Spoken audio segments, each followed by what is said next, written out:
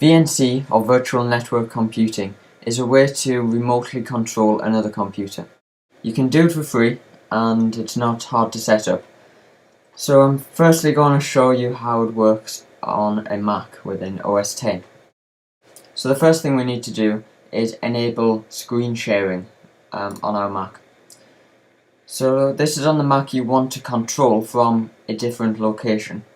You need to open System Preferences, go to Sharing, and then next to Screen Sharing put a tick, and it will give you the IP address of this computer. You can then click Computer Settings,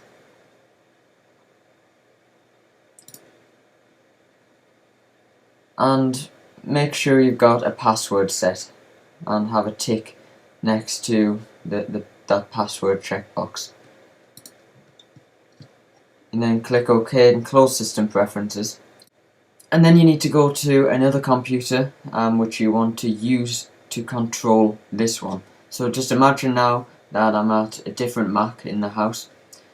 You need a VNC client. OS X has the server built in, but it doesn't have a client built in.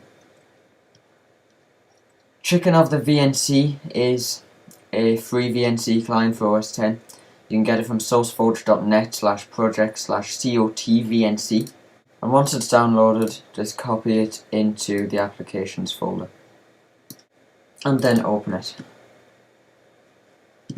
So it should automatically find all of the servers on your network. If it doesn't, you just need to click the little plus at the bottom to add a new one, type in the IP of the server that the Mac you want to connect to, which it told us in System Preferences.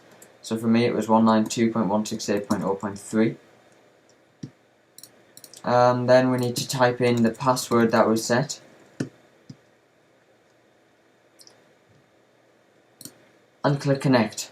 And it's as easy as that.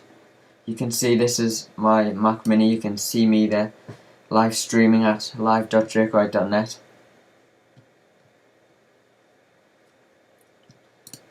So that's how easy it is to do it from OS X.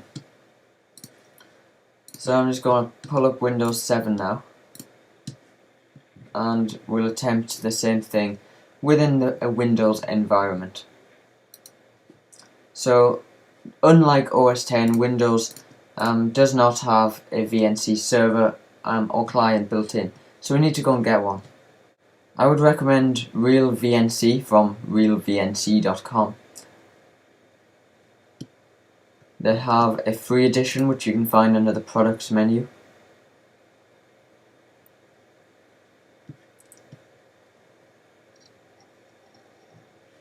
And then you can click download.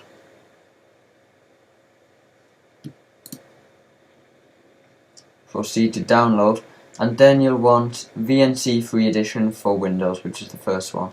So we'll just download. Then we need to just install the software.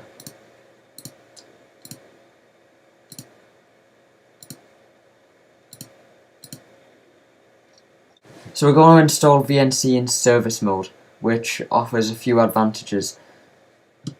So you're going to get some properties to set here. Just make sure you choose VNC password,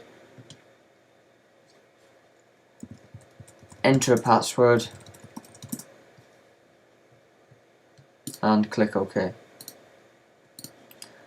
And that's both the client and the server installed within Windows, so that you can do that on both machines, the one you want to control and the one you're going to use to control the other computer.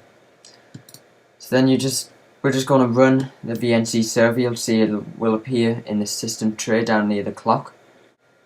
So again, we're going to need the IP address when we go to a different computer to connect to this one. So to find it, you can just open the start menu, type CMD for command prompt, and then type ipconfig, and it will list the IP address right there. So that's the VNC server setup. I'm now going to demonstrate how to use the real VNC viewer, or the client, to connect to another computer. So we could now connect to this computer from another machine on the network with a VNC client. I'm going to just connect to yet another computer to demonstrate it. So you'd open the viewer, you'd type in the IP address. I'm going to connect to a computer on the network with the IP 192.168.0.12. Obviously it would be different for you. Click OK. Then I need to type in the password. And it connects, and you can see there's another version of Windows. I'm connected to it, I could control it. Using VNC, it is that easy to use. So the computer I'm connected to is really slow. It's not VNC causing the problem. VNC is quite fast, I suppose. So that's VNC, Virtual Network Computing. Hopefully you'll now have a use for it and be able to use it properly to connect and control another computer in your network. If you have any questions, my email address is jake@jakewright.net. My website is jakewright.net, where you'll find more tutorials like this, other videos surrounding technology. You'll find my blog, my live stream where you can watch me recording videos like this live, and of course the live chat. Thanks for watching.